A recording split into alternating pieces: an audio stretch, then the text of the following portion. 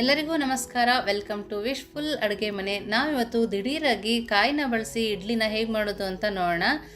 ಅಕ್ಕಿ ನೆನೆಸಂಗಿಲ್ಲ, ಉದ್ದಿನಬೇಳೆನೂ ನೆನೆಸಂಗಿಲ್ಲ, ತುಂಬಾ ಬೇಗ ಆಗುತ್ತೆ. ಹೇಗೆ ಮಾಡೋದು ಅಂತ ನೋಡೋಣ ಬನ್ನಿ.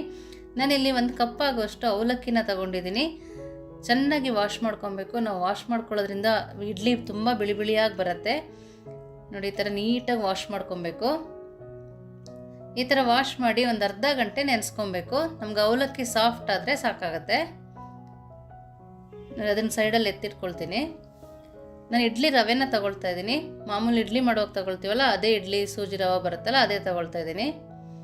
ನಾನಿಲ್ಲಿ 1.5 ಕಪ್ ಆಗುವಷ್ಟು ಇಡ್ಲಿ ರವೆನ ತಗೊಂಡಿದ್ದೀನಿ. ಇದನ್ನು ಕೂಡ ನೀಟಾಗಿ ವಾಶ್ ಮಾಡ್ಕೊಬೇಕು. ವಾಶ್ ಮಾಡ್ಕೊಳ್ಳೋದು ಹೆಂಗಪ್ಪ ಅಂದರೆ, ನೀರು ಹಾಕಿ 1 ಸೆಕೆಂಡ್ ಬಿಟ್ಟರೆ ಮೇಲ್ಗಡೆ ನೀರು ತೇಲತ್ತೆ. ಆ ನೀರನ್ನ ಚೆಲ್ಕೊಂಡ್ರೆ ಸಾಕಾಗತ್ತೆ. ನೋಡಿ, ಇವಾಗ ಮೇಲ್ಗಡೆ ನೀರು ಬಂದಿದೆಯಲ್ಲ, ಈ ನೀರನ್ನ ಚೆಲ್ಲಿದ್ರೆ ಸಾಕಾಗತ್ತೆ. ನಾನು ಇದನ್ನು ಕೂಡ ಸ್ವಲ್ಪ 1 ಅವರ್ ನೆನೆಸ್ಕೊಳ್ತೀನಿ. ಸ್ವಲ್ಪ ನೀರು ಹಾಕಿ ನೆನೆಯೋಕ್ಕಿಟ್ರೆ ನೆನೆಯುತ್ತೆ. ನೋಡಿ, ಅವಲಕ್ಕಿ ಇವಾಗ ನೆಂದಿದೆ. ನೋಡಿ, ಈ ಥರ ಪ್ರೆಸ್ ಮಾಡಿದರೆ ಅವಲಕ್ಕಿ ಮುರಿದೋಗ್ಬೇಕು, ಅಷ್ಟು ನೆಂದರೆ ಸಾಕಾಗತ್ತೆ. ನಾನೊಂದು ಮಿಕ್ಸಿ ಜಾರ್ ತೊಗೊಂಡು ಅವಲಕ್ಕಿನ ಹಾಕ್ಕೊಳ್ತಾ ಇದ್ದೀನಿ.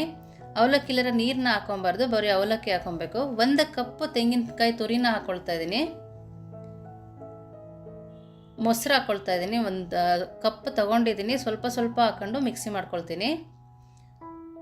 ನೋಡಿ, ಈ ಥರ ಮಿಕ್ಸಿ ಮಾಡ್ಕೊಂಬಂದಿದ್ದೀನಿ. ಅದನ್ನು ಬೌಲ್ಗೆ ಹಾಕ್ಕೊಳ್ತಾ ಇದ್ದೀನಿ.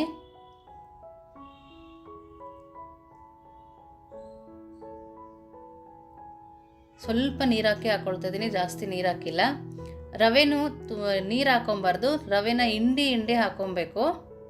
ನೋಡಿ, ಈ ಥರ ಹಾಕೊಬೇಕು. ಸ್ವಲ್ಪನೂ ನೀರು ಹಾಕೊಬಾರ್ದು ರವೆದು. ನೋಡಿ, ನಾನು ತೋರಿಸ್ತಾ ಇದ್ದೀನಲ್ಲ, ಆ ಥರ ನೀರೆಲ್ಲ ತಕ್ಕೋಬೇಕು. ನೀಟಾಗಿ ಮಿಕ್ಸ್ ಮಾಡ್ಕೊಬೇಕು. ನೋಡಿ, ಈ ಥರ ಮಿಕ್ಸ್ ಮಾಡ್ಕೊಬೇಕು. ನೋಡಿ, ನಾನು ಇವಾಗ ಮೊಸರು ಸೇರಿಸ್ಕೊಳ್ತಾ ಇದ್ದೀನಿ. ಸ್ವಲ್ಪನೇ ಸೇರಿಸ್ಕೊಬೇಕು. ಸ್ವಲ್ಪ ಉಪ್ಪು ಹಾಕ್ಕೊಳ್ತಾ ಇದ್ದೀನಿ. ನಾವು ಮೊಸರು ಹಾಕೋದ್ರಿಂದ ಕೂಡ ಇಡ್ಲಿ ತುಂಬಾ ಚೆನ್ನಾಗಿ ಬರುತ್ತೆ. ಕಾಯಿ ಹಾಕೋದ್ರಿಂದ ಡಿಫ್ರೆಂಟ್ ಟೇಸ್ಟ್ ಇರುತ್ತೆ, ತುಂಬ ರುಚಿಯಾಗಿರುತ್ತೆ. ನಾನು ಇದನ್ನು 2 ಅವರ್ ನೆನೆಯೋಕೆ ಇಡ್ತೀನಿ. ನೋಡಿ, 2 ಅವರ್ ಆಗಿದೆ. ನೋಡಿ, ರವೆ ಎಲ್ಲ ಹೆಂಗೆ ಎಳ್ಕೊಂಡಿದೆ, ಗಟ್ಟಿಯಾಗಿದೆ. ಕುಕ್ಕಿಂಗ್ ಸೋಡಾ ಹಾಕ್ಕೊಳ್ತಾ ಇದ್ದೀನಿ. ಸೋಡಾ ಹಾಕಿದ್ಮೇಲೆ ಚೆನ್ನಾಗಿ ಬೀಟ್ ಮಾಡ್ಕೊಬೇಕು. ಸ್ವಲ್ಪನೂ ಗಂಟಿರಬಾರ್ದು. ನೋಡಿ, ನೀಟಾಗಿ ಬೀಟ್ ಮಾಡ್ಕೊಂಡಿದ್ದೀನಿ. ಈ ಹದ ಇರಬೇಕು. ನಾನು ಇಡ್ಲಿ ಪಾತ್ರೆ ಇಟ್ಕೊಂಡಿದ್ದೀನಿ. ನೋಡಿ, ಹೈ ಫ್ಲೇಮಲ್ಲೇ ಇಟ್ಕೊಂಡಿದ್ದೀನಿ. ಸ್ವಲ್ಪನೇ ಹಾಕ್ಕೊಳ್ತಾ ಇದ್ದೀನಿ. ನೋಡಿ, ಈ ಥರ ಹಾಕೋಬೇಕು. ನೀವು ಮೊದಲೇ ಹಾಕಿ ಪ್ಲೇಟ್ನ ಆಮೇಲೆ ಬೇಕಾದ್ರೆ ಇಟ್ಕೊಬೋದು. ಪುಟಾಣಿ ಇಡ್ಲಿನೂ ಮಾಡ್ಕೊಳ್ತಾ ಇದ್ದೀನಿ. ನೋಡಿ, ತುಂಬಾ ಚೆನ್ನಾಗಿ ಬರುತ್ತೆ. ನಾರ್ಮಲ್ ಇಡ್ಲಿಗಿಂತ ರುಚಿಯಾಗಿರುತ್ತೆ. ಸಾಂಬಾರ್ ಜೊತೆಗೆ ತುಂಬ ಚೆನ್ನಾಗಿರುತ್ತೆ.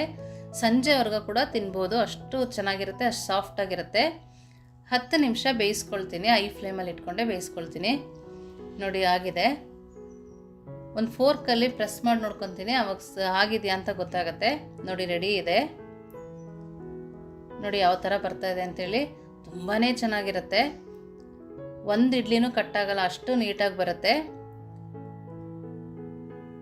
ನೋಡಿ, ಆ ಇಡ್ಲಿನೂ ತೆಗೆದ್ಬಿಟ್ಟು ತೋರಿಸ್ತೀನಿ. ತುಂಬ ಸಾಫ್ಟಾಗಿರುತ್ತೆ. ಸಾಂಬಾರಲ್ಲಂತೂ ಮೆಲ್ಟ್ ಆಗುತ್ತೆ ಬಾಯಲ್ಲಿ, ಅಷ್ಟು ಚೆನ್ನಾಗಿರುತ್ತೆ. ನೋಡಿ, ಎಲ್ಲ ಇಡ್ಲಿನೂ ತೊಗೊಂಡಿದ್ದೀನಿ. ಒಂದು ಪ್ಲೇಟಲ್ಲಿ ಹಾಕ್ಕೊಂಡಿದ್ದೀನಿ. ನೋಡಿ, ಎಷ್ಟು ಸಾಫ್ಟ್ ಇದೆ ಅಂತೇಳಿ ಕಟ್ ಮಾಡಿ ತೋರಿಸ್ತಾ ಇದ್ದೀನಿ. ತುಂಬಾ ರುಚಿಯಾಗಿರುತ್ತೆ. ನೀವು ಒಂದ್ಸರಿ ಮಾಡಿ ಹೇಗಿತ್ತು ಅಂತ ವಿಶ್ಫುಲ್ ಅಡುಗೆ ಮನೆಗೆ ಕಮೆಂಟ್ ಮಾಡಿ, ಲೈಕ್ ಮಾಡಿ, ಶೇರ್ ಮಾಡಿ, ಸಬ್ಸ್ಕ್ರೈಬ್ ಮಾಡಿ. Thank you.